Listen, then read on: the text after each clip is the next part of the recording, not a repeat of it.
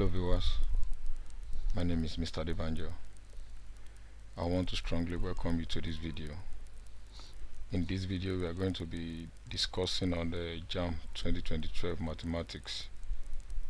Just like we have in the previous two videos that we have made on this channel, we have discussed Jamb 2010, Jamb 2011 mathematics. So in this video we are going to be discussing 2012 mathematics as well.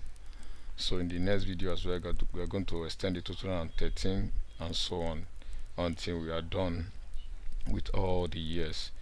So if you want to see other videos that we have made on Jamb past questions, you can check the playlist where this video is contained.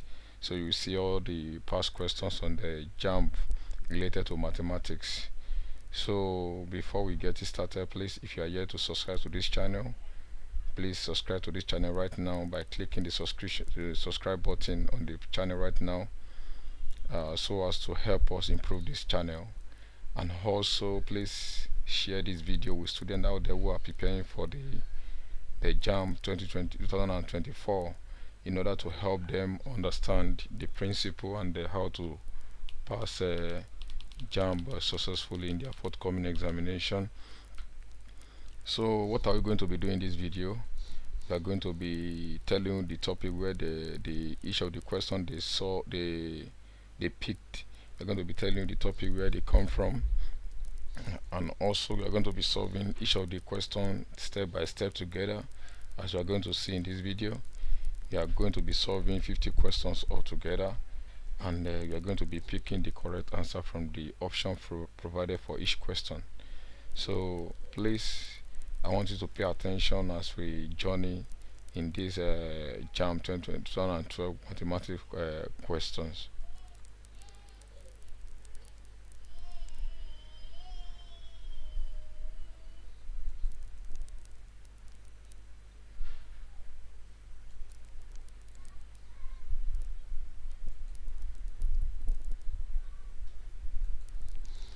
Now the first question we are going to be solving in this video is we have to select the type of question given to us.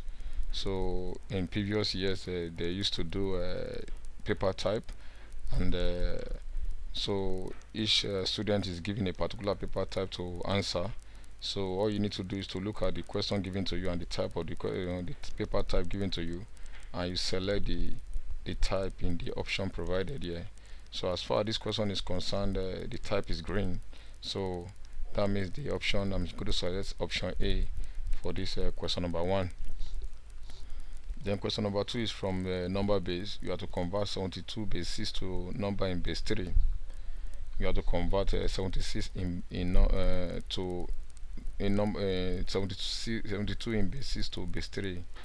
And we know that if you want to convert from a particular base to another base, you have to pass through base 10 first. So you have to convert from base 6 to base 10 before you can now take to base 3. And how do we convert a particular base to base 10? Is by expanding. So the first thing we do is to convert the to base 10. So if you convert 72 base 6 to base 10, so you have to tag this number from 0 to 1. So 2 will carry the power of 0, this will carry 1. So that means you now expand with the base. So you have 7 times 1. 1 is the power of 7 here. So 2 is 0 is the power of 2 here. So you have 7 times 6, which is the base, raised to power 1, plus 2 times 6 raised to power 0. So 7 times 6 will give us a 42. 6 times 0 will give us 1. 2 times 1 will give us 2. So you have 42 plus 2, that will give us 44 base 10. So you cannot convert this 44 base 10 to base 3 right now by dividing this 44 by 3. So that will be long division method. Then how do we do that? You have this 44 divided by 3, that will give us 14. So remainder 2. Also 3 in 14 will give us 4. Remainder 2 also. Then 3 in 4, that will give us 1. Remainder 1. Then 3 in 1, that will give us 0. Remainder 1. Then you have to write your answer from down upward. So that will give us 1, 1, 2, 2.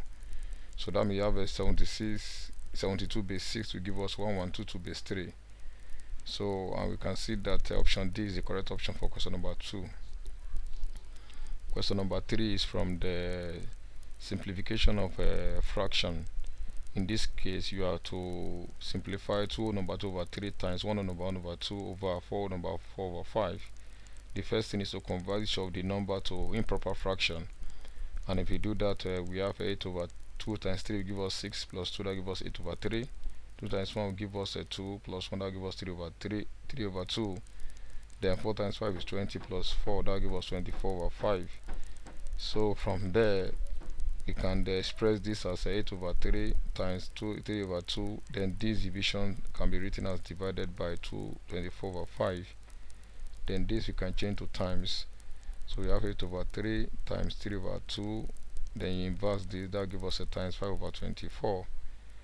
Then from there, 8 times 3 gives us 24. That will take care of this 24 here. So that means you have a 5 over 6 left. So we have 5 over 6 left. So the option is option C. It is 5 divided by 6, not 56. So option C is the correct answer, and it is 5 divided by 6, not 56. There's a typographical error in this question. Question number 4, we have to evaluate 21 over 9 to 3 significant figures. Of course, we know that this is a fraction. We need to change it to a decimal number before you can now approximate to 3 significant. So 21 divided by 9 will give us a 2.3333. So it's a recurring decimal. So this is a recurring decimal, and if you have to check it to 3 significant figure, the first significant number here is 2, this is second, and this is third. So the number after is 3, is not up to 5, so we run it down to 0 and add it to this 3. Then over that number becomes 0. So that means if you approximate to 3 significant figure, you have 2.33. So option D is also correct option for question number 4. Question number 5 is from the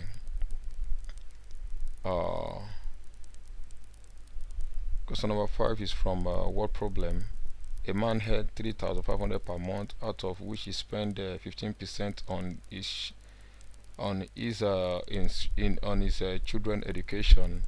If he spent additional 1,500 on food, how much does he have left? So you can say this is from what is a word problem question, also related to arithmetic of finance. So if a man earned this amount per month, out of which he spent 15% on his children education, so how much did he spend on his children education? So if that means you can find 15% of this amount. So 15% of 3,500 will give us 15 over 100 times 3,500. Then that should give us 525 naira. So this is the amount you spend in a month on children education. Then we are told that he spent additional 1,950 naira on food. So how do we know the amount that is left from this 3,500? Is by removing this from 3,500. Then we now remove this 1,950 that is spent on the food from the balance. So that means you have left 3,500 minus 525 minus 1,950. So if you subtract that, that means you have 1,025 in as what the man will have left after spending 15% on education and 1,950 on food. So you will have 1,125 left. So if you look at the option provided, option B is the correct option for question number 5. Question number 6 is from indices. We are told that if 27 raised to power s plus 2 divided by 9 raised to power s plus 1 equals to 3 raised to power 2x, find x. Like I said, the question is from indices. So we can change 27, 9 to an index form, and so that they will have the same base. So that means you can change 27 to index, so that will give us 3 raised to power 3. So technically if you have 3 raised to power 3, then raised to power s plus 2 divided by change anything on 9 to index form, that will give us 3 raised to power 2 into s plus 1 equals to 3 raised to power 2x. Then from there we know that this thing will multiply this power according to the law of indices, then 2 also multiply the power here. So technically we'll be having 3 raised to power 3s plus 6, because 3 times 7 gives us 3s, then 3 times 2 give us 6 divided by 2 times s will give us 2s, then 2 times 1 will give us 2 equals to 3 raised to power 2x. So of course, now according to the law of indices, the second law we can apply, since they have the same base here to the left hand side. We can pick one of the base, then because you're having division here, that may subtract the power. So technically you'll be having 3 raised to power 3s plus 6 minus 2s, because that minus will it will affect this 2s. It's also affect plus 2. So you'll be having minus 2x minus 2 instead of plus 2, because the minus will open the bracket view. So because this is your objective question, so you need to be fast in your solution. So that's why we did not we skip a step there. But I believe you should know what you have done there to get this equals to 3 raised to power 2x. Then since the base are equal at both sides, we can take care of the base. Then you're having 3x plus 6 minus 2x minus 2 equals to 2x. Collect the like times. 3x minus 2x give us a x. 6 minus 2 give us 4. So we have x plus 4 equals to 2x. Take the like time as well. We'll be having x minus 2x will give us take this 2x to this side. You have s minus 2x rather. So that gives us minus x. Then 4 come here, you have minus 4. So you have minus x equals to minus 4, then s equals to 4. So I have a video on my channel that explains the indices in details if you want to understand indices. So you can reference the video I made on indices if you want to understand indices better. So option B is the correct option for question number 6. Question number 7 is from logarithm. We are told that if log x squared base 3 equals to minus 8, what is x? So of course we know that this is saying that log s raised to power 2 base 3 equals to minus 8. We know what this one technically means. If you understand in logarithm very well, it means that we can raise 3 raised to power minus 8 to get s squared. That's the meaning of this logarithm. Log of s squared base 3 equals to minus 8. It means we can raise 3 raised to power minus 8 to get what? S squared. So if you do that, so we're having 3 raised to power minus 8 equal to s squared. Then this one technically means inverse of 1 over inverse of s raised to power so inverse of 3 raised to power 8 rather. That's what this one it means. So that means we having s squared equals to 1 over 3 raised to power 8, and 3 raised to power 8 will give us 6561. So from there, what can we do? We can find the square root of both sides to find our x. So x is equal to square root of 1 over 6561. That gives us 1 over 81. So our x is 1 over 81, and option D is the correct option, but it is not 181, it is 1 over 81. So that is typographical error in this question as well. So from where we got the question from, this is a picture, so I can't edit it, so that's why it's like that. So answer is 1 over 81. And if you want to understand logarithm very well, there's a video on my channel where I explain logarithm very well also. So you can reference the video if truly you want to understand logarithm very well. Question number 8 is from SOD. You have to simplify SOD 6 plus 2 squared minus SOD 6 plus 2 squared. So if you understand this very well, if you look at it critically, you can see that what you're having here and what you're having here, square minus square of it, I think it is the difference of 2 squares. So they are different. You can apply difference of 2 squares to expand it. So normally you're supposed to expand this one twice and expand this one twice as well.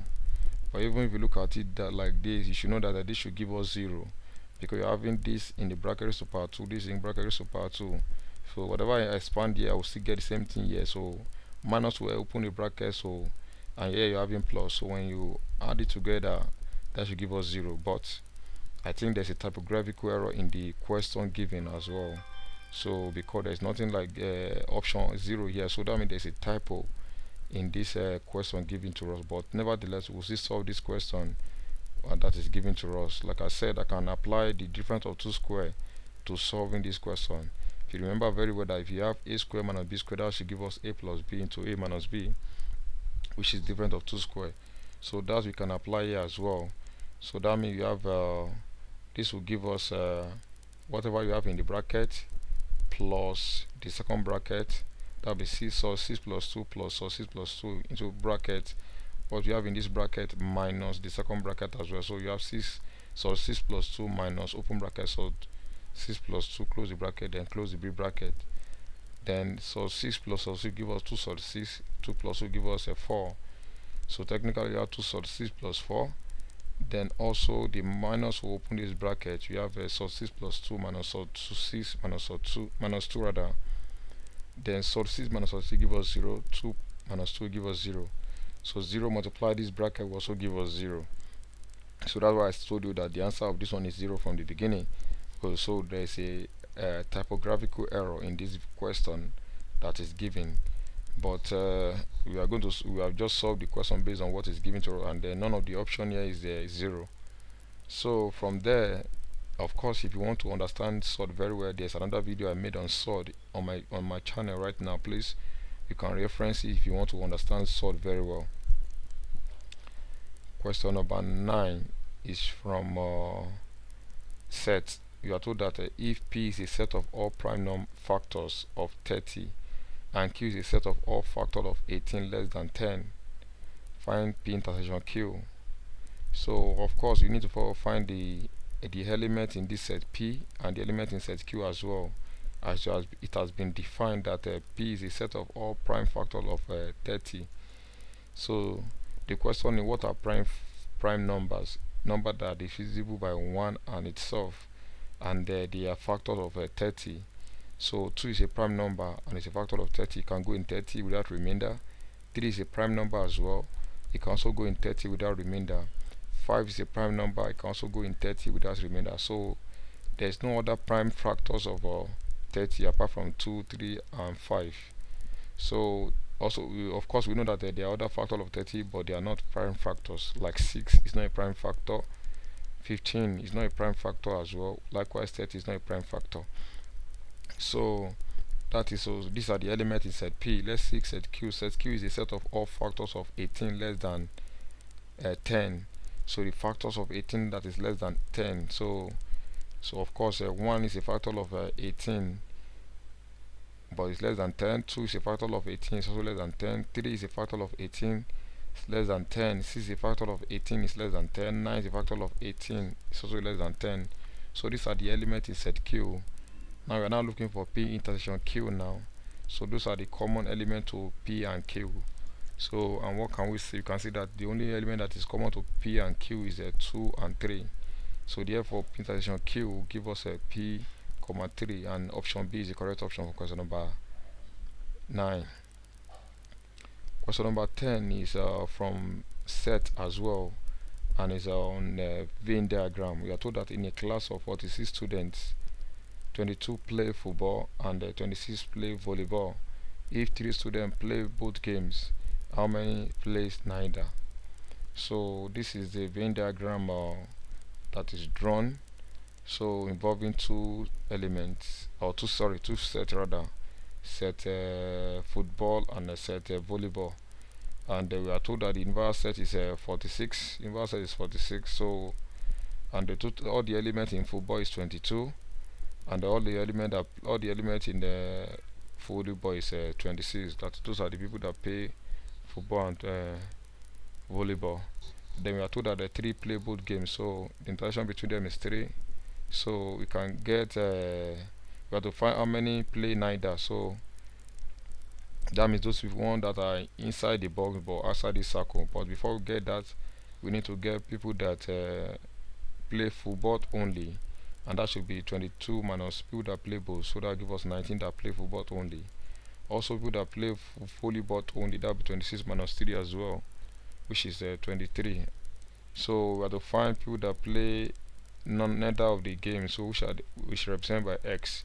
So that means the addition of this plus this plus this plus this will give us the inverse set. So that means we have a 46, which is the universal set. All the elements in the set will be 46 equals to 19 plus 3 plus 23 plus X. Collect like time, 19 plus 3 plus 23 give us a 45 plus S. Take the like times, we have a 46 minus 45, that will give us a 1. So it is only one student that did not participate in any of the 2 games. So an option A is the correct option for question number 10. Question number 11 is from subject formula. We have to make any subject of the formula if W is equals to V into 2 plus Cn over 1 minus cn. So like I said, from what subject formula, what can we do? We have to make n, this n or this n, we have to make this n subject formula. So what can we do first here? I think we can cross multiply. If you cross multiply this 1 minus cn, we multiply this w, so you have w into 1 minus cn equals to v into 2 plus cn. We can open the brackets. So if you open the bracket, we have a w times 1 give us w, minus w times cn will give us wcn. Then open this bracket as well, you have 2v plus vcn. Then we can now collect like time. Those ones that have n, we can bring them together, and those ones that don't have n, we can bring them together as well. So we have w, then this 2v come here, you have minus 2v equals to vcn. This come here, you have a plus wcn. So n is common to this, you can factorize n out here. So you have w minus 2v equals to n into vc plus wc. Then you can now divide both sides by vc plus wc. So you have our n to be equal to w minus 2v over vc plus wc. So we can see that c is, of course, we already make n sort of formula, but if you look at the option given to us, they still move further from here.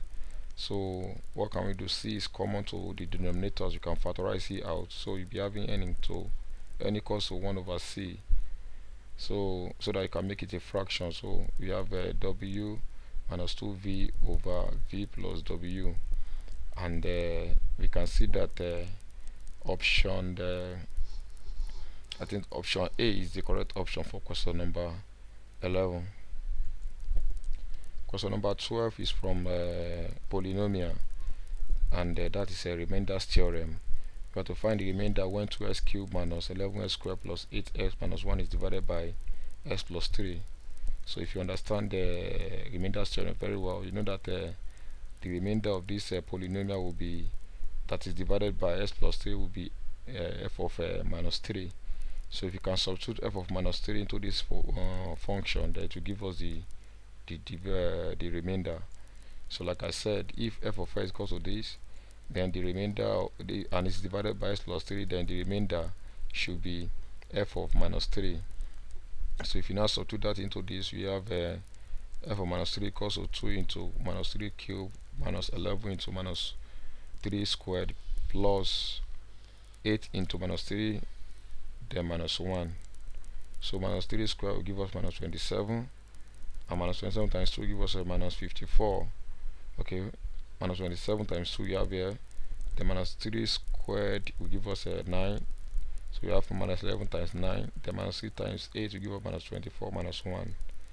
If you open the bracket, we have minus 54 minus 99 minus 24 minus 1. If you simplify, we have minus 178 as the remainder when we divide this polynomial by this divisor. And option D is the correct option for question number 12.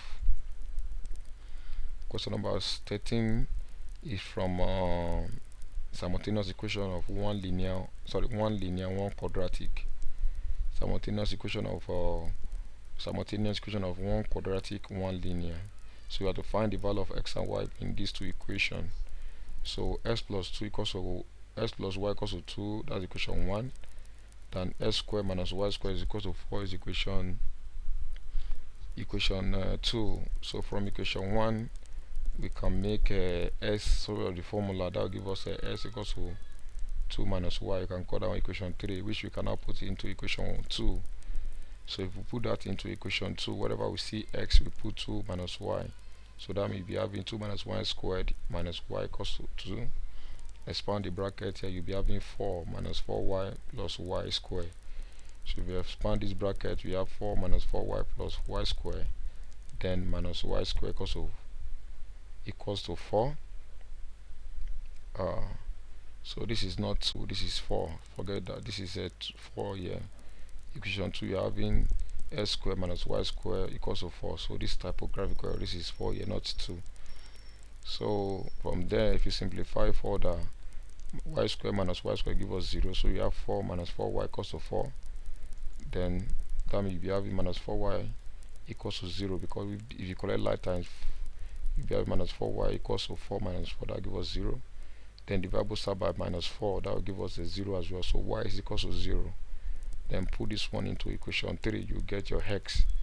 So put y equals to 0 into equation 1 or equation 3. So if you put that there, we have equation 1, you have x plus y, which is 0, equals to 2. So technically x is equals to 2 as well.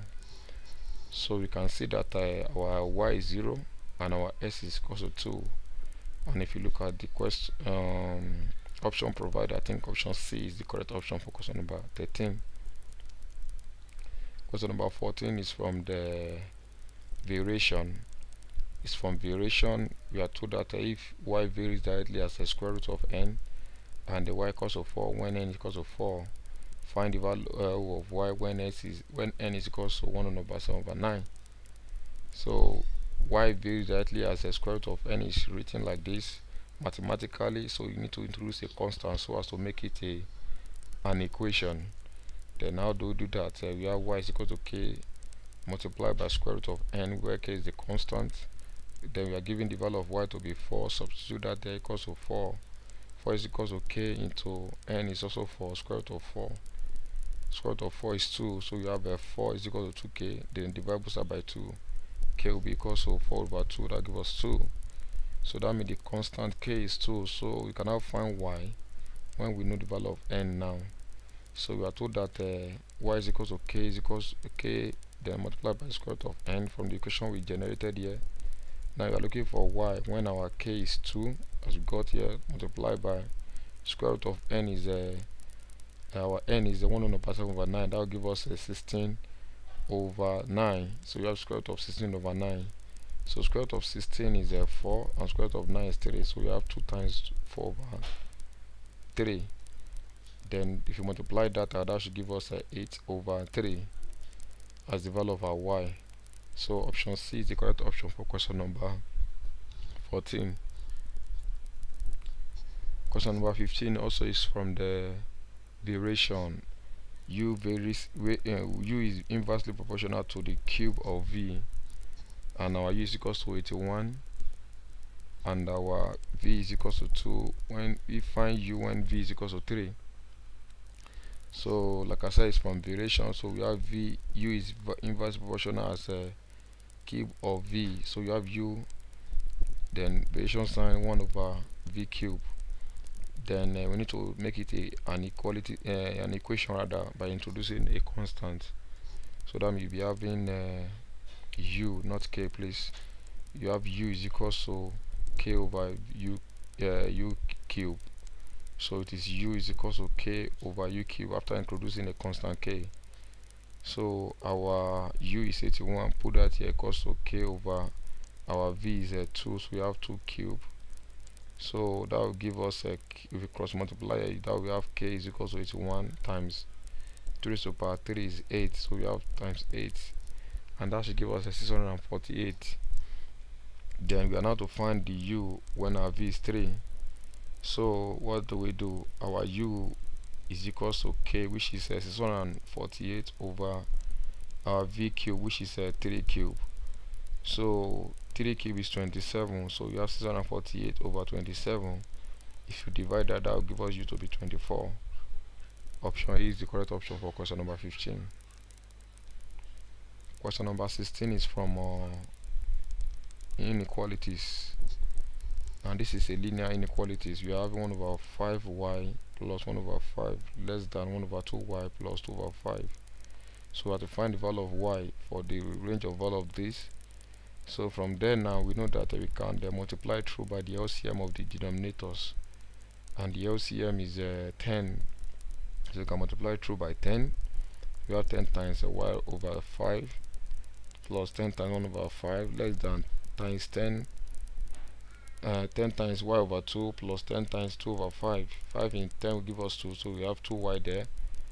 5 in 10 also will give us 2, so we have plus 2 less than 2 in 10 will give us 5 times y will give us 5y plus 5 in 10 will give us 2 times 2 will give us 4.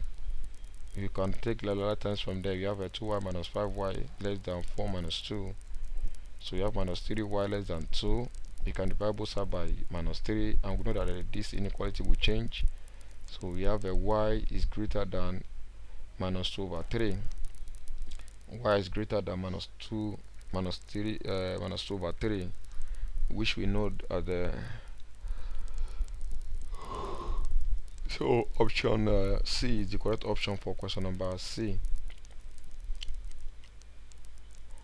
Also question we are also find in question number 7 is also from the inequalities. We have to find the range of values of n which satisfy minus 3 into 4 minus 4, sorry, into n minus 4 less than 0. So if you break that down, we know that this is less than 0, so that means one has to be greater than 0 and the other one has to be less than 0. If you understand the inequalities of quadratic very well.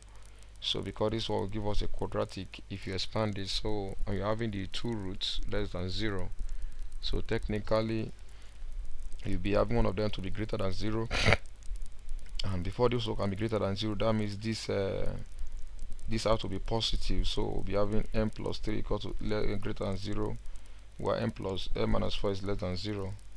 So from there you'll be having m greater than minus 3, or m is less than 4. If you combine that, that should give us minus 3 less than m less than 4, and option B is the correct option for question number 17.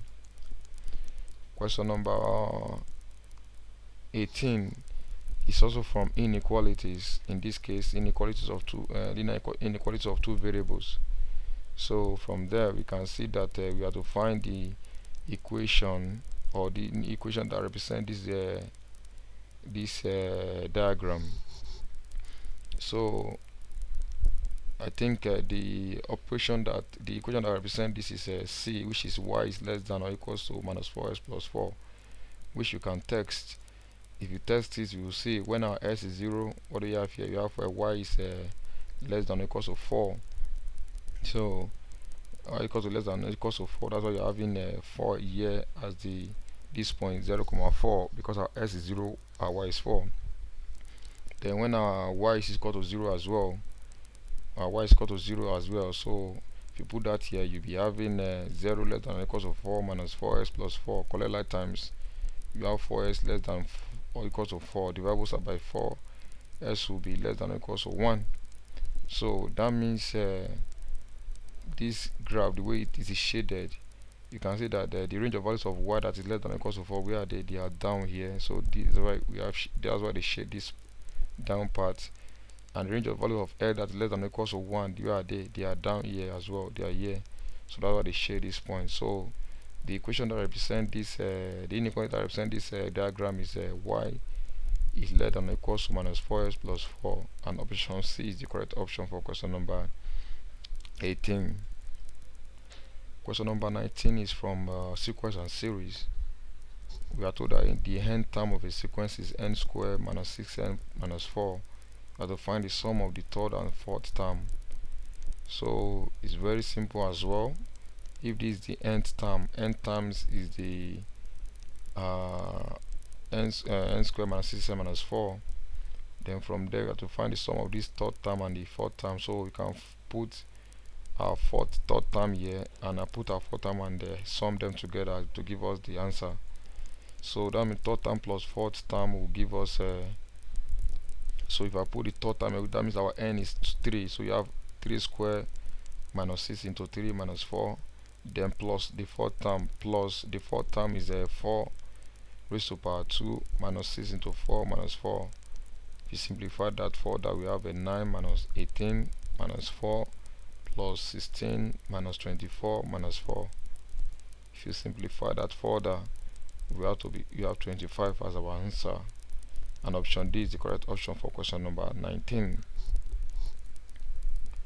Question number 20 is also from the sequence and series. In this case, it's from geometrical progression.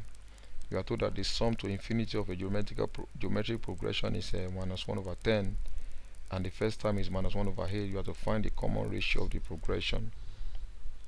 So the sum to infinity is a over 1 minus r, where r is the common ratio, So we have been given the value of the sum to infinity, which is minus 1 over 10. So we have minus 1 over 10 equals to, the first term is minus 1 over 8 over 1 minus r, because we are looking for our r. Then from there, if you understand indices very also, if you understand fraction very well, you know that this 8 will come down. Or if you don't understand that, we know that you can write this one as minus 1 over 8 divided by 1 minus r over 1. So from there now we can now change that to the times. That will give us minus 1 over 8 times 1 over 1 minus r.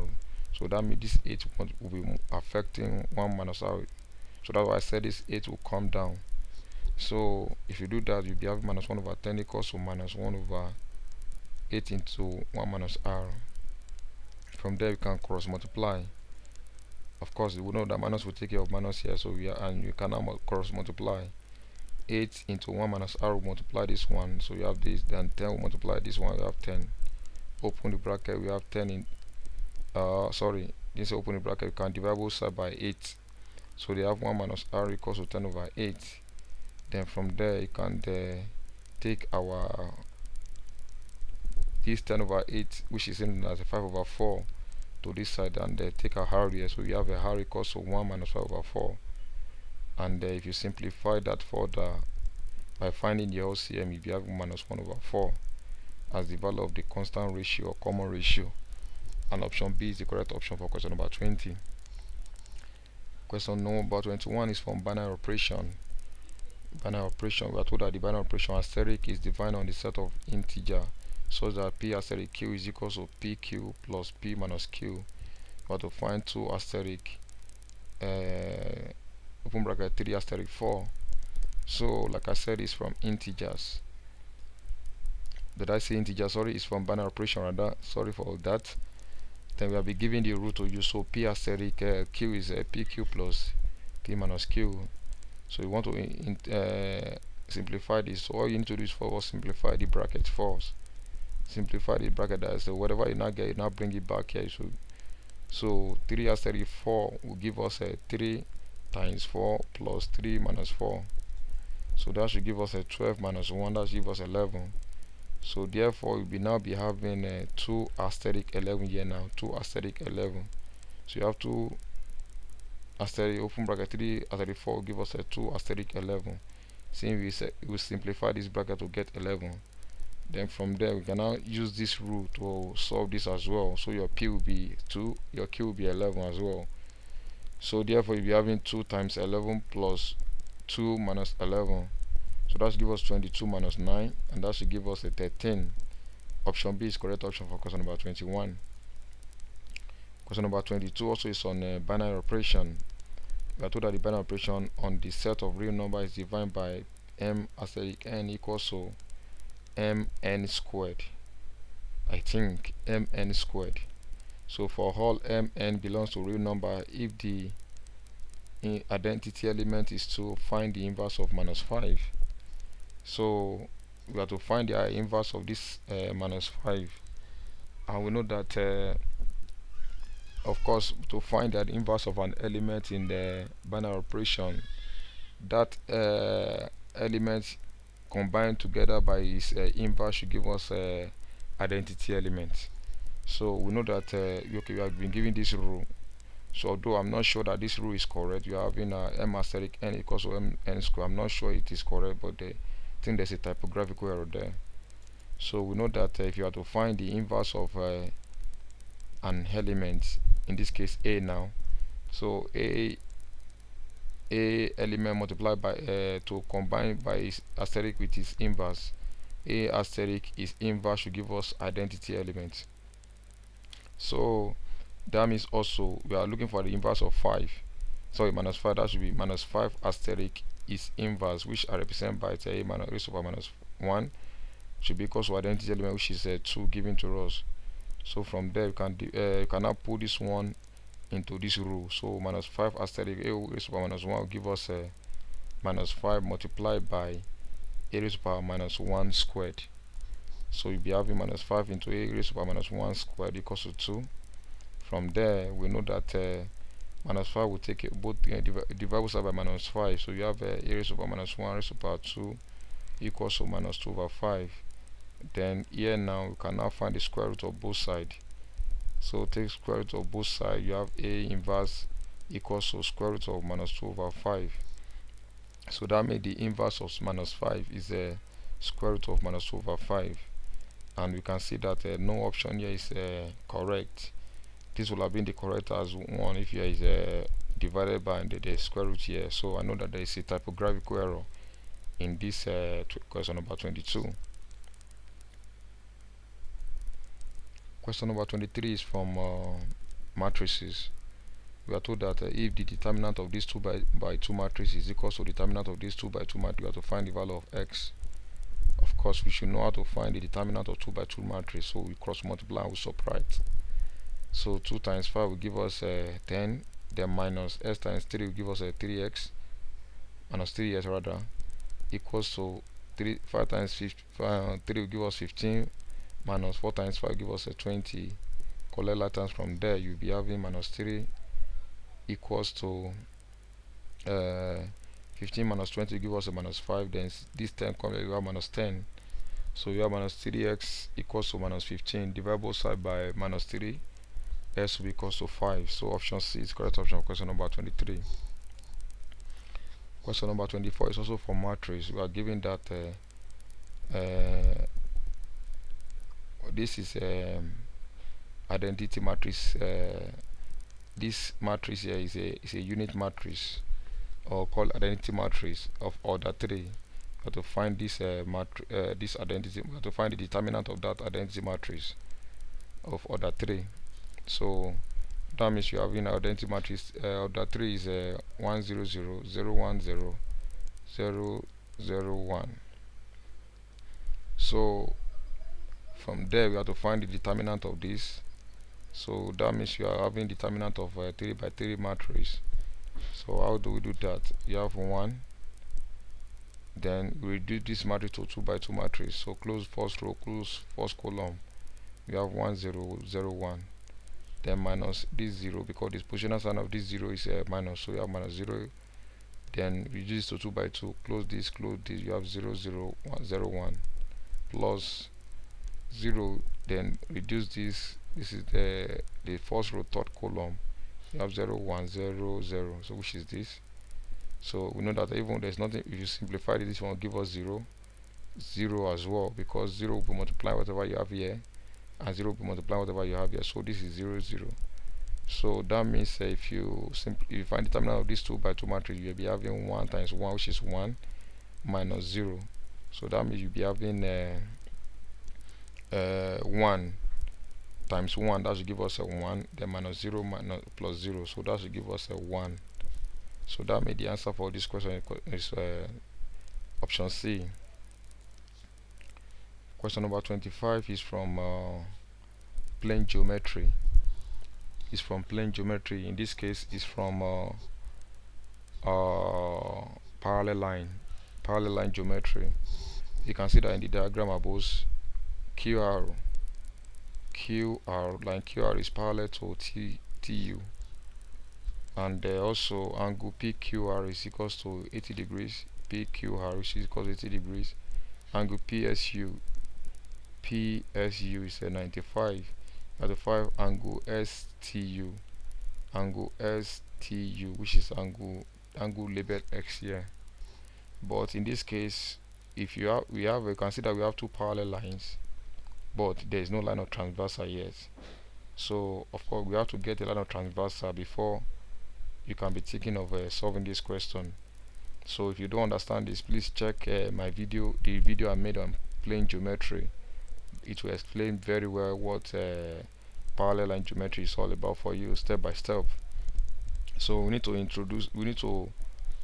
increase this line PS, this line here, this straight line. We can extend it, and we now extend this parallel line as well, so that they can join. So this line now will not serve as line of transversal because it's touching this parallel line as well. So that's what you have done here. Look at what you have done. I'm reproducing, so we have extended this parallel line. Now we have extended this straight line. So you can now see that this course this line is parallel to this line here, so that make this line a line of transversal.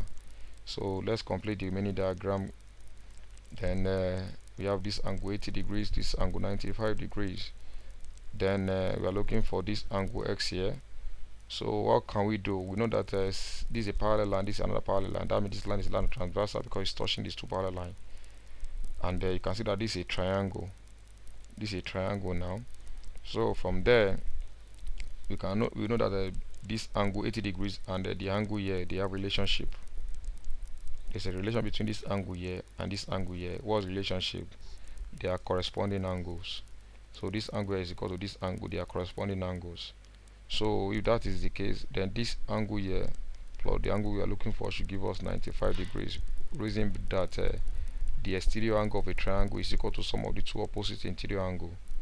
The exterior angle of a triangle is equal to sum of the two opposite interior angles of the triangle.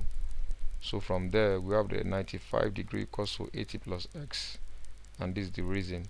So that means our s will be equal to 95 minus 80, so s will be equal to 15 degrees. Option A is the correct option for question number 25. Question number 26 is from a polygon. We are told that the angles of a polygon are given by x, 2x, 3x, 4x, and 5x respectively. We have to find the value of x. So we can do this in two ways. This angle could represent interior angle, it could also represent exterior angles. So since we are not told any, so we could use anyone that you can use anyone you would like, whether exterior angle or interior angles. So but in this case we use interior. So and if you sum these angles together, it should give us the sum of interior angle of a polygon. And what is the name of this polygon? You have how many angles? 1, 2, 3, 4, 5. That is hexagon. So sorry, 1, 2, 3, 4, 5. That is a heptagon rather. Sorry. So because it has a 5 angles, that means it's going to have 5 sides as well. So we know that sum of interior angle of a polygon is n minus 2 into 180. So if you add all these angles together, s plus 2, plus 3, plus 4, plus 5 is equal to, that should give us n, which is 5 minus 2 divided by 180. So this formula of find summing angles together in polygon. So from there we'll be having, if you add this together, that should give us 15x. Then 5 minus 2 is 3 times 180, that gives us 540. So you have 15x equals to 540. Then s will be equal to 540 divided by 15 by dividing both sides by 15, and that should give us 36 degrees as the value of our x. Option D is the correct option for question number 26. Question number 27 is from circle geometry. In the diagram above, PQR is a circle center O.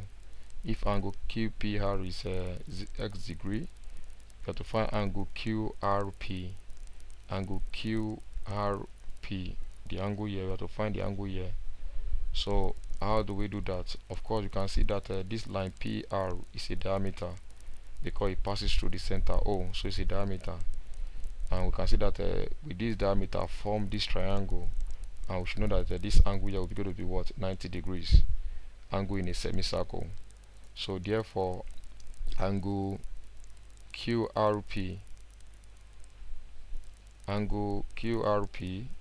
that is wrong. It's not angle QRP, it is angle PQR. Angle PQR. This is a typographical error. The angle here is going to be 90 degrees. Angle in a semicircle, it is angle PQR, not angle QRP. So it is angle QRP that we are looking for, not angle. We are looking for angle QRP. But this angle here, which is PQR, which is this angle here is 90 degrees, angle in a semicircle. Then we are looking for this angle here, which is QRP. So if this angle is 90, and we know that sum of angle in a triangle is 180.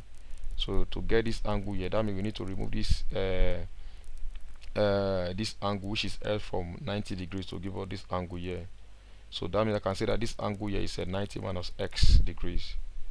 So, and you can see angle QRP, which is the angle we are looking for, plus this angle S plus this angle, which is 90 degrees, equals to 180 degrees, sum of angle in a triangle. Then therefore angle QRP will be equal to 180 minus 90 minus x. Then from there angle QRP will be 90 minus s. So that means option B to be correct. Question number 28 is from plane measuration, and in this case we are measuring trapezium. We have to find the area of the trapezium. So we know that the area of the trapezium is the half of the height of the trapezium multiplied by the addition of the two parallel sides. So trapezium is equal to half of the height multiplied by the addition of the two parallel sides. So that means we'll be having 1 over 2 times 6, which is the height of the trapezium, whether this side, or I can introduce another line here, so which is 6 into the two parallel sides is 7 and 13. That gives us 7 plus 13. So we have 7 plus 13 give us 20. 2 in 6 will give us 3. So we have 3 times 20, and that should give us 60 centimeters squared as the area of the trapezium. Option C is the correct option for question number 28.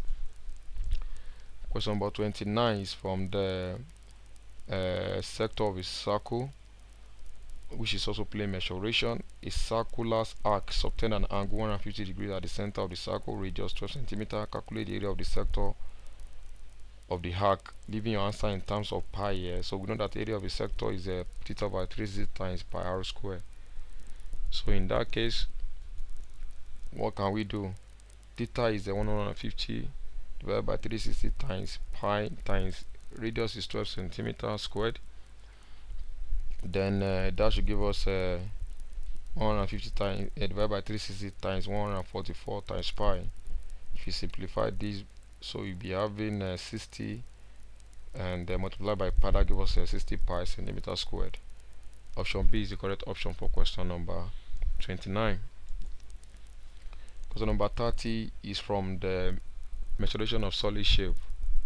Measuration of solid shape, you have to calculate the volume of a cuboid of length 0.6 centimeter, breadth of 2.6 centimeter, and the height of 0.82 centimeter. So like I told you, we are trying to measure the cuboid here, and we know that the volume of the cuboid is length times breadth times height. So given the dimension of this of the volume, so of the cuboid rather, so then we have 0.676 times 2.6 times 0.82. If you multiply this, you have a 1.62 centimeter cube. And option D is the correct option for question number 30. Question number 31 is from the coordinate geometry, and they're also related to construction. So construction, and we have to find the locus of the point equidistant from the two to the intersection of the line 3x minus 7x plus 7 equals to 0, and 4x minus 6y plus 1 equals to 0 is one of these. So of course now we know that this linear equation and this linear equation are representing straight lines, and we are told that they intercept. So when they intercept, then the point where intercept, what is the locus of the point that is equal to that is equal distance from that point where they intercept? So of course we should know that that should give us from the point where they intersect. If I draw a straight line to one of the line there, and I draw to go, the locus will be the circle that will be formed using the radius from the point of the intersection to the edge of the one of the lines. So I will draw a circle.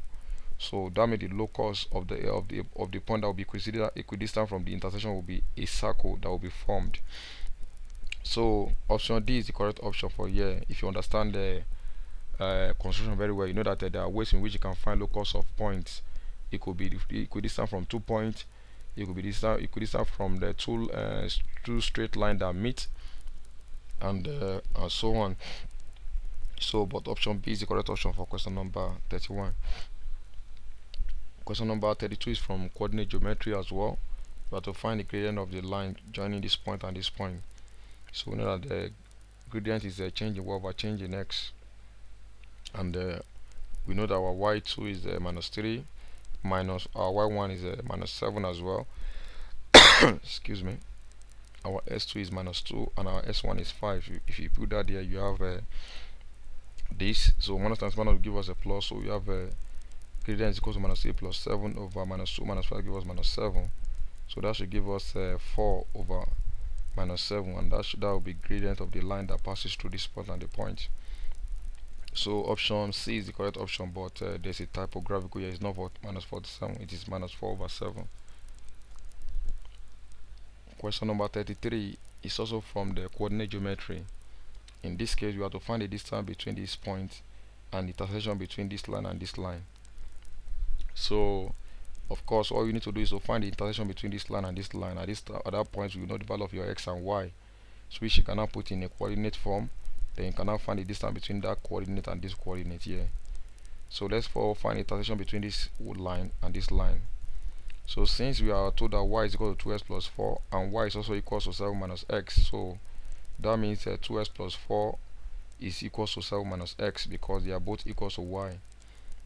So that means 2x plus 4 is equal to 7 minus x. So we can find our s from there. Collect like times 2x plus s will give us 3x, then equals to 7 minus 4 will give us a 3 as well. So s will be equal to 1. Then put this into any of these equations, whether this one or this one, to find your y. So we put it into the second equation. We have y is equal to 7 minus x, same thing as 7 minus 1, and that will be 6. So that means the coordinate of this s comma y will be 1 comma 6, 1 comma 6.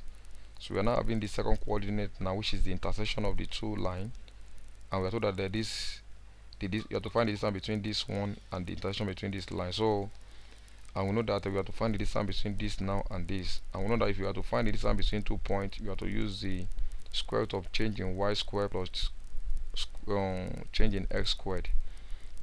If you put that here, you have a square root of our y2 is 6. Sorry, our y2 yes is 6 minus our y1 is 3 square plus open bracket our s2 is 1 minus our s1 is 4 squared. 6 minus 3 give us 3. Then we have a square root of 3 squared plus minus 1. Sorry, 1 minus 4 give us minus 3 squared as well. So we have a square root of 9 plus 9. That will be square root of 18. So we can find the sort of 18, because you can see that our option is in sort form. So sort of 18 is 9 times 2. So and sort of 9 is 3. Then sort 2. So if you want to understand sort very well, please check the video I made on sort in the video on my YouTube channel, so you understand sort very well. So option B is the correct option for question number 33. Question number 34 is also from coordinate geometry. In this case, you have to find the equation of the line that passes through this point and this point. So I know that equation of the line is a linear equation in this format: y is equal to ms plus c. So that we can find the gradient, which is our hem, from using these 2 points. So our hem, which is gradient, is equal to change in y over change in x, equals to y2 is 4 minus y1, which is 1, over our s2 is minus 1 over 2 minus our s1, which is minus 2. If you simplify that further, you have 3 over minus 1 over 2 plus 2, because minus times minus give us plus here. Then simplify further, we have a 3 over, find the LCM of this one, we have a minus 1 plus 4 over 2 equals to 3 over 3 over 2, because minus 1 plus 4 give us a 3 over 2, which can be written as 3 divided by 3 over 2. We can change to times. That gives us m is equal to 3 times 2 over 3. 3 will take care of 3, so you have 2. So the gradient is 2. If I return that back into this equation, I have a y is equal to 2x plus c. So at any of these 2 points, at either this point or this point, you can find our word c. So at minus 2 comma 1, that means our s is minus 2, our y is 1. So put that here, you have a 1 equals to 2 into bracket x is a minus 2 plus c. That will give us 1 equals to minus 4 plus c. Collect like times c will be equals to 5. So return that into this equation. We have a y is equals to 2x plus 5 as the equation the equation of the line that passes through this point and this point. So we can see that option B is the correct option for question number 34. Question number 35 is from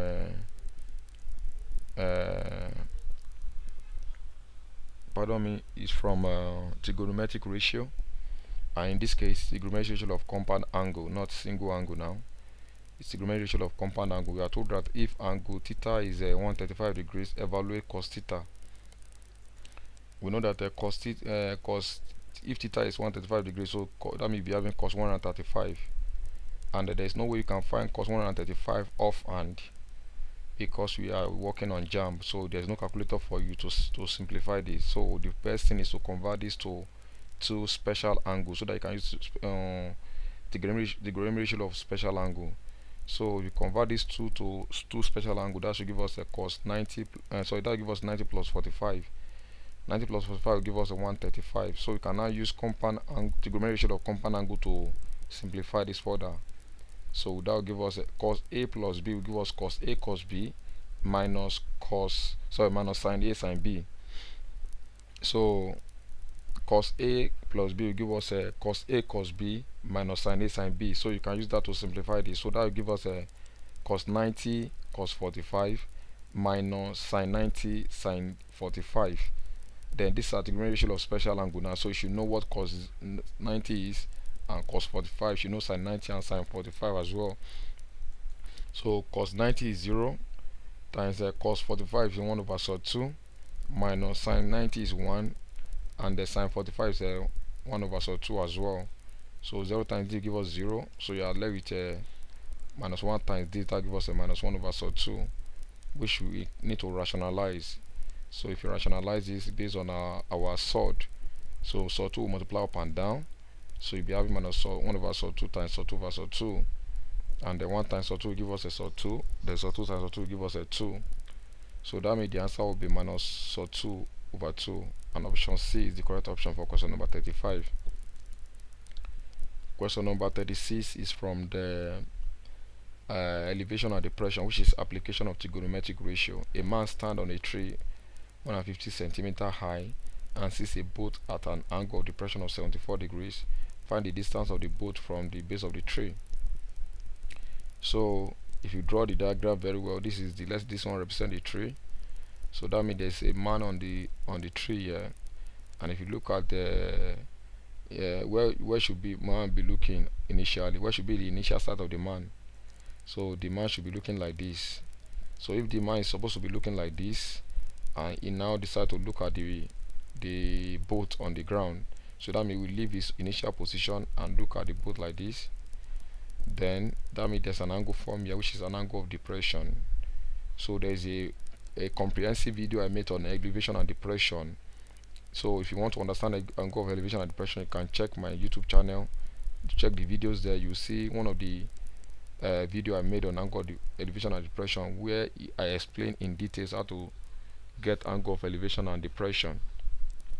So from here, that means the angle that we form here is angle of 74 degree, which is angle of depression. So we can complete this diagram to give us a right angle triangle, and we know that this angle here also, there's a relation between this angle and this angle here because they are alternate angles. So that means this angle will be 74 degrees as well, and we are okay. Let's call this point T, and we are given the height of the tree as 150 centimeters. So we have to find the distance of the boat from the base of the tree, which is T. So then we are looking for side BT. And how do we do that? You can use trigonometric ratio, opposite over adjacent. So that will be TOA, and that will be tangent. So we'll be having tan 74 equals 150 over BT, which is the distance of the boat from the base of the tree. From there we can cross multiply, and or make BT, so your formula will be having 150 over tan 74. If you take your calculator from there, that should give us 43 centimeter. So as the distance of the boat from the base of the tree, option B is the correct option for question number 36. Question number 37 is from differential calculus. We have that y is equal to s squared minus 1 over x. We have to find the y ds. So how do we do this? We have y equals to s squared minus 1 over x. All you need to do is to express 1 over x as an index number. So that should mean we have y is equal to s squared minus x raised to the power minus 1, because this is talking about inverse of x, which can be written as an index form x raised to the power minus 1.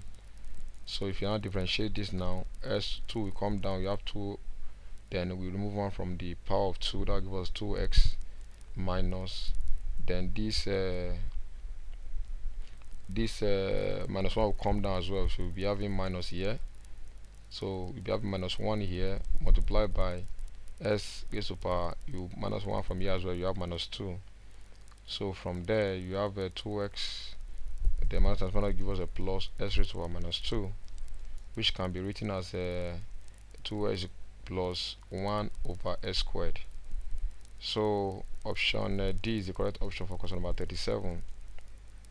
Question number 38 also is from differentiation. You have to find the y ds if y is equal to cos x. So that means you have to differentiate cos x, and that should give us minus sin x. If you differentiate cos x, that will give us a minus sin x, and that's option B. Question number 39 is from integral calculus. You have to integrate this function given the limit of 2 to 1. So this is a definite integral. So how do we do this? Very simple as well. All you need to do is to integrate this function in the bracket, and that should give us, if you integrate that, you have you add 1 to the power here, so that should give us x raised to the power 3, and the power come down, so you have x raised to the power 3 over 3 minus add 1 to the power of x here, which is 1 plus 1, that will give us 2, then the power come down as well, so you have 4x squared over 2, then you put the limit 2 to 1, then from there 2 can go in 4, you have x raised to the power 3 over 3 minus 2x squared. Now you can now put the limit now, so whatever you see x you put 2, minus whatever you see here you put 1, so that means you'll be having 2x cubed over 3 minus 2 into x squared, then minus open bracket 1 cube over 3 minus 2 into 1 squared. So that will give us 8 over 3, then 2 squared is 4 times minus 2 cube minus 8 minus 1 cube is 1 over 3, so you have 1 over 3 here, 1 squared is 1 times minus 2 cube minus 2. From there you can find the LCM, so that should give us 8 minus 24 over 3 minus open bracket, find the LCM here, that gives us 1 minus 6 over 3. So 8 minus 24 will give us minus 16 over 3. Then here you will be having 1 minus 6 is minus 5 over 3, minus 5 times minus 5 over 3 times minus here will give us a plus 4 5 over 3. Then find the SCM, you have minus 16 plus 5 over 3, that gives us a minus 11 over 3. So option D is the correct option for question number 39. Question number 40 is also from integration, and it's also we are having definite integral as well. You have to find the integral of sec square theta d theta, giving your the boundary from the power over 4 to 0. So the question, if you integrate sec square theta d theta, that will give us a tan theta. So that will give us tan theta, then put the limit there, so that means your theta will be pi over 4 or 0. So you'll be having tan theta over 4 minus tan 0, and we know that in this case theta pi is a radian now, it's not a 20 over 7, it's because it's representing an angle, so it's going to be in radian, so that will give us 180 over 4, and 180 over 4 will give us a 45. So tan 45 minus tan 0, so what is tan 45? That will give us a 1, and tan 0 is 0, and that should give us a 1. Option A is correct, is the correct option for question number 40. Question number 41 is from statistics. In this case, is from pie chart. The grade of 36 students in a class test are shown in the pie chart above. How many students have excellence? So of course we know that if you look at the sectorial angle for excellence, it is not given. So but we have the sectorial angle for pass, we have for credit, we have a very good, this is 90, this is 120, this is 180. So we should be able to find the sectorial angle for excellence. So that should be addition of these three minus removing from 360, which is sum of angle in a circle. So that means the sectorial angle for excellence will be equals to 360 minus 120 minus 90 minus 80. and that should give us 70 degrees. So that means the sectorial angle for excellence is 70 degrees. So if 36 students are in the class, so we have a total student that is 36, so we can find the know how many students are in excellence. So we should use the formula of finding sectorial angle. Sectorial angle is equal to student with excellence over total student times 360, and the sectorial angle for excellence is 70, so we have 70 equals, so let's use S to represent students that have excellence, which is over 36, which is total students there, times 360. 36 in 360 will give us 10 times 7, that give us 70 equals to 10x, divide both side by 10, s will be equal to 7. So that means the student that have excellence are 7 in number, and option D is the correct option for question number 41. Question number 42 is from statistics as well, and in this case from bar chart. The bar chart above show the distribution of mark in a class test. If the pass mark is 5, what percentage of the students failed the test? So we can see that in the bar chart, these are representing marks, and this y-axis is representing the number of students. So it means that the number of students that scored 0 mark, they are 2. Number of students that scored 1 mark, they are 3. Number of students that scored 2 mark, they are 4. Number of students that scored 3 mark, they are 6. Number of students that scored 4 mark, they are 5, and so on like that. So all we need to do is first know how many students we have in this in the distribution, and that's very simple. Number of students in the distribution, we have 2, we have plus 3, plus 4, plus 6, plus 5, plus 4, plus 6, plus 5, plus 1, plus 3, and plus 1. So if you add this together, that should give us total number of students we have, which is 40. So we have to find the if the pass mark is 5, what are the percentage of students that fail? The pass mark that is 5, so that means the student. Don't forget that these are marks now. So people that score 5 and above, they pass. So that means people that have failed are people from that score 4 and below. So people that pass are 6. They are here from 5 to 10 marks max, and the people that failed are from 4 marks to 0 marks. So we can get number of students that failed. So that will be, we have 5 here, we have 6 here, 4 here, we have 3 here, we have 2 here. So we can add them together to know students that fail. So number of students that fail will be 2 plus 3 plus 4 plus 6 and plus 5. So from here up here, from 5 upward they pass. So we don't need those ones. And if you have those number of students that failed, they are 20 in number. So we have to put this in percentage. So that will be 20 over 40 times 100, because 40 of them are there together. So that will give us 50% that failed the test. So option C is the correct option for question number 42. Question number 43 is also from statistics. In this case, it is word problem. Leading in statistics, the mean of 7 numbers is 96. If an 8 number is added, the mean becomes 112. Find the 8 numbers. So of course we know how to find mean of distribution, especially when it comes to ungroup data. So we have that the mean of 7 numbers, so that means the 7 numbers are added together, so divided by 7, and they give us 96.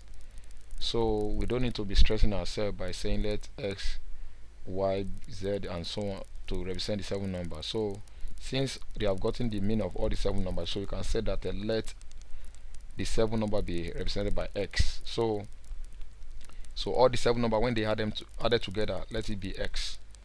So that means this number which is added together by divided by 7 should give us 96. So we'll be having 96 equals to x divided by 7, because you know when you want to find your mean, you have to add all the numbers together divided by the number of data you have there, which is so we are saying that all the when you sum all the 7 numbers together, let it be what, x divided by 7. That gives us the mean, which is 96.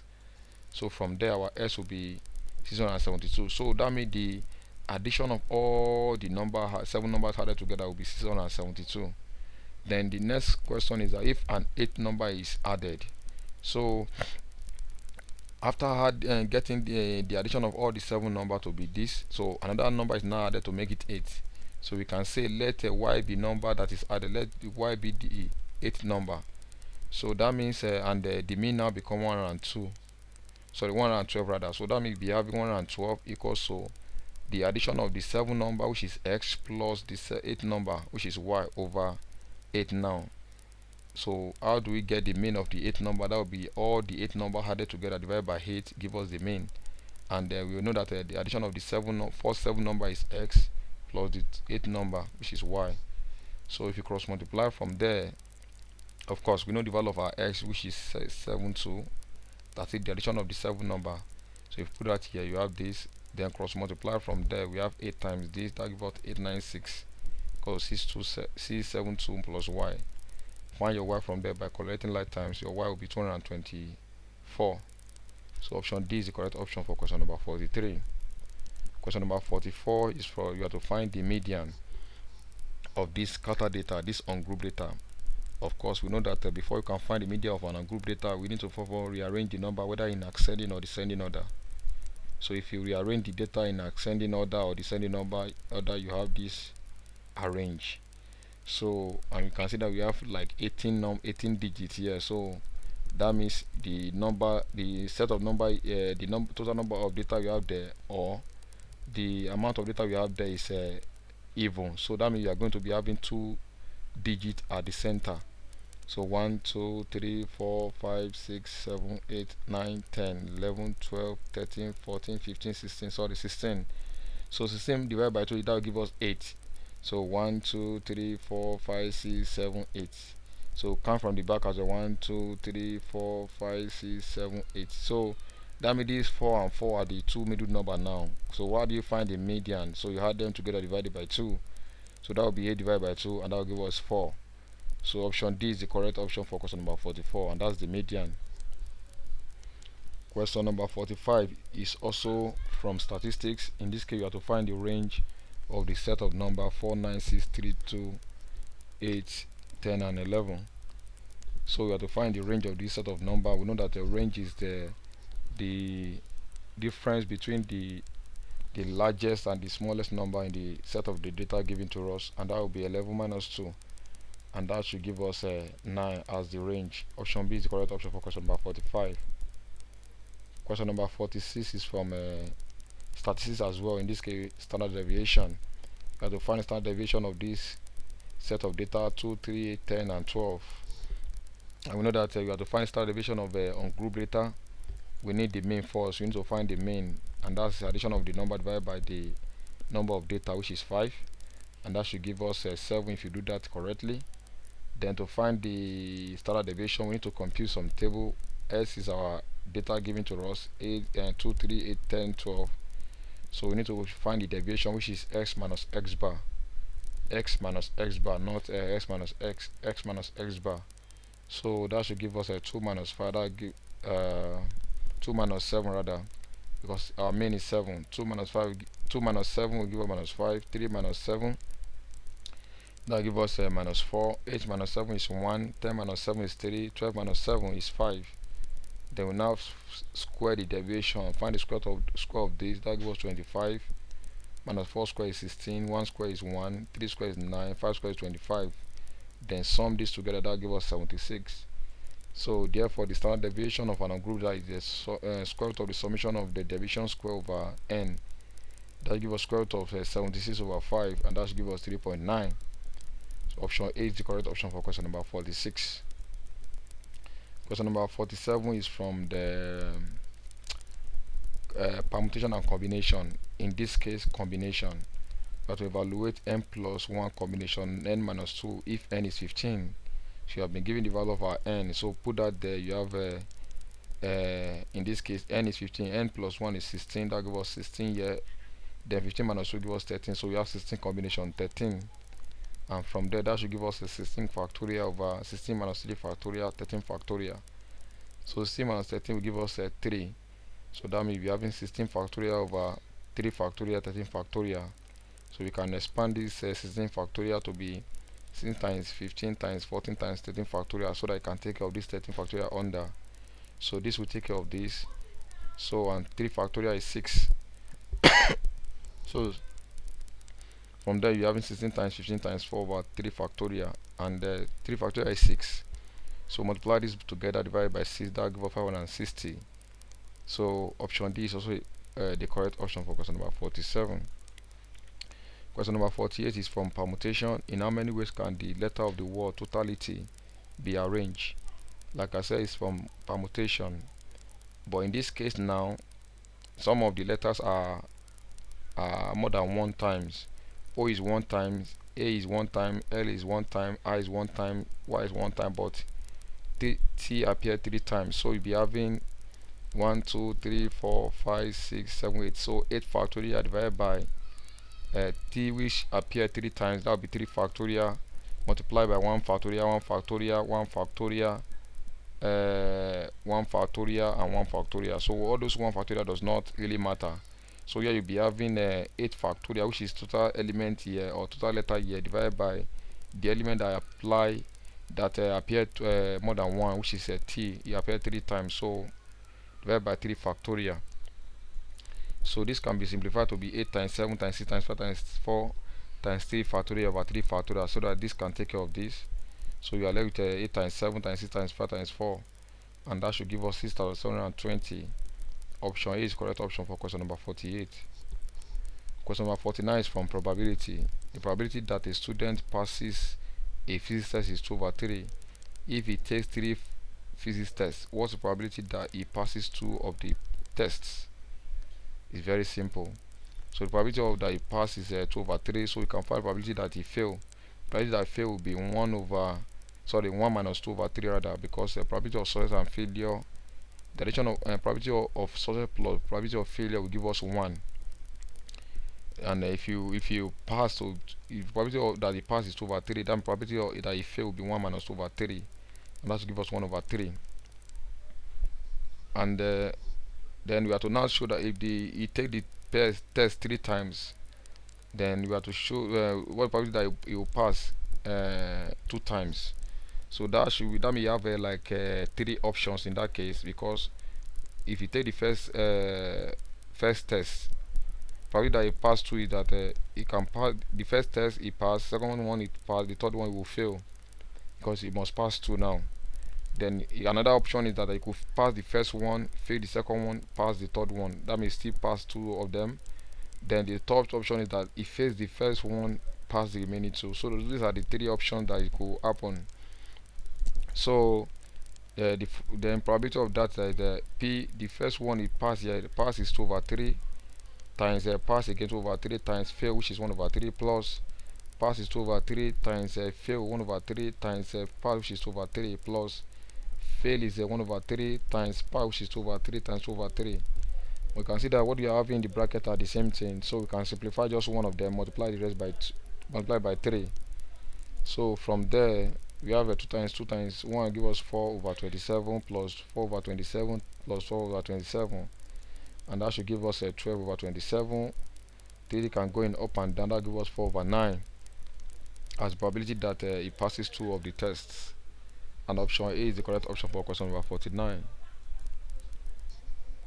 The last question, which is question number 50, is also from the probability. The probability that a man and his wife live for 80 years are 2 over 3 and 3 over 5 respectively. Find probability that at least one of them will live up to 80 years. So in this case, probability that man live for 80 years is 2 over 3. That means the one probability that he will not live, the probability that he did not live for up to that year, that will be 1 minus 2 over 3. That will give us 1 over 3 as well. Probability that the wife live up to that year is 3 over 5. Then probability that he will not live to that year will be 1 minus 3 over 5. That gives us 2 over 5.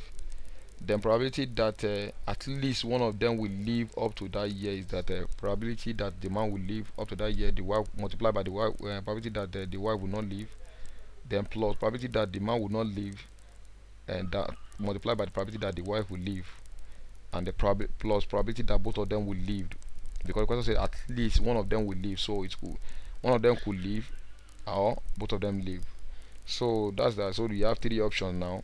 Husband leave, the wife did not, plus the husband did not leave, plus the wife multiplied by the wife leave, then multiply plus the probability that both of them lived now to that year. So these are the three options, but the faster way to do is that if you can remove probability that both of them will not live. Probably, out of the option that we did not, the only one that we did not find is that we did not find probability that both of them will not live. So if you can find probability that both of them would not live, then we now remove it from one. That should give a probability that at least one of them will live instead of finding those three options. So that means probability that at least one of them will live with one minus probability that none will live, none live. So and that will give us one minus probability that the husband will not live is 1 over 3 times probability that the wife will not live is 2 over 5. So that will give us 1 minus 2 over 15. Then if you simplify that further by finding LCM, that will give us 13 over 15. So an option D is the correct option for question number 15. So that will end the all the 50 questions given for the Jamb 2012 mathematics questions. So we have been able to provide solution to all these 50 questions and pick the correct answer from the option provided step by step. And I believe you have learned one or two things from this video. Please subscribe to this channel if you are yet to do that by clicking the subscribe button on the channel right now, and please share the video out there with the students who need these resource materials. They may not know that this material exists unless you help them to unless you share it so that they will know. And drop your comment in the comment section of this video, like the video, and as you do so, may the good Lord bless you. I will see you in the next video, which is where we'll be talking about discussing Jamb 2013, and I will see you in that video. Thank you and God bless you.